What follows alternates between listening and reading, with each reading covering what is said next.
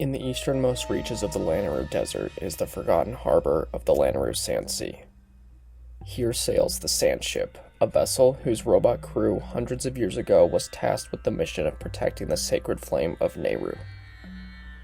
The flame has a great power, and its purpose of creation was to aid Hylia's chosen hero by tempering his blade in its heat, bringing the sword's power closer to destroying the Demon King Demise.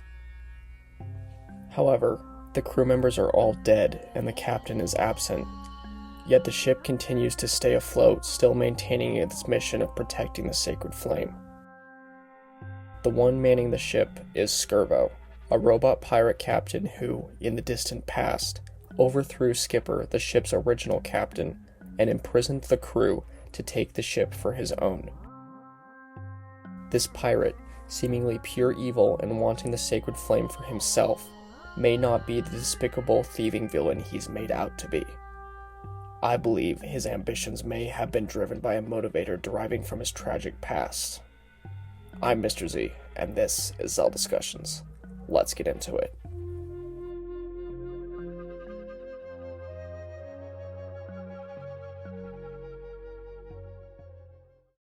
Before we discuss Scurvo and where his actions could have come from, we need to talk about the rest of the robots in the Lanayru province. Every last one of them has a model number beginning with LD. Most robots are workers and their model numbers are LD301 series.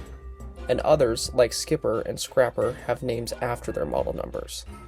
But the one thing that remains the same among every single one is the letters LD at the beginning of their names.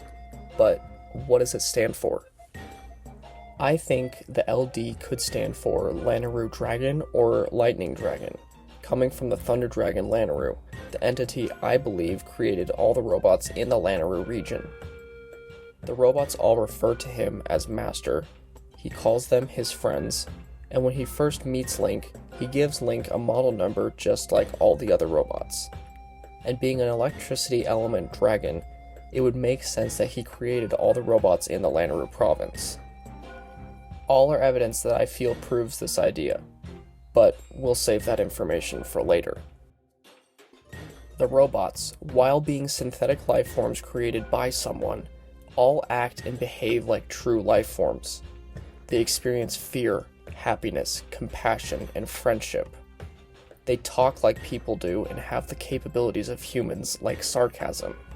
I mean, just take a look at Scrapper. He is so rude. But while they all behave like a real person would, they all stay true to the tasks that they are assigned. The miners stay in the mines and ship the ores they find. Scrapper transports cargo and goods to the sky, and Skipper is drawn to the task of manning the sand ship even while being terrified of Scurvo. But what about Scurvo? He's got the LD in his model number, so what's his task? Well, it very well could have been to protect the almighty Triforce. Let me explain. There exists another LD number robot which Fee analyzes as being of a similar model to Scurvo, Dreadfuse. This robot resides in the Skykeep, the structure created to house the entire Triforce. Dreadfuse serves as a guardian and protector of the Skykeep. Only by defeating him can one obtain the might of the entire Triforce, and I think that Scurvo might have originally fit the role that Dreadfuse does. Scurvo, before taking over the sand ship, resided in the pirate stronghold, his base of operations. In this place, there exist many forms of the ancient technology: Beamos, Armos, and Technoblins, Bokoblins with suits of armor and electric swords. All of these existed in the ancient past, and the player would be used to seeing these at this point in the game. But one bit of tech is unique: the Timeshift Orb. This object is a portable version of the Timeshift Stones, which takes the decayed Lanayru province back to the past, but within a contained area. The orbs, however, allow for the timeshift effect to be picked up and taken with the holder, but they also act as a power source for Scurvo's stronghold. This ancient technology isn't seen anywhere else in the game, except for the Skykeep. How else would Scurvo have access to this tech if he didn't have first-hand experience with it? And in order to have that experience, he would have had to have been created to be in the Skykeep. I believe that Lanayru helped build the Skykeep and created Scurvo, a robot with extreme fighting capabilities and the ability to keep up his own maintenance to protect the might of the gods until the hero came to claim it. However, with his ever-evolving technology, Lanayru created a newer, better model, more aptly suited for proving the hero worthy of the Triforce, thus replacing the old model. But with his complex, near-human emotional capabilities, Scurvo was scorned and jealous. He was angry at his creator and envious of his replacement.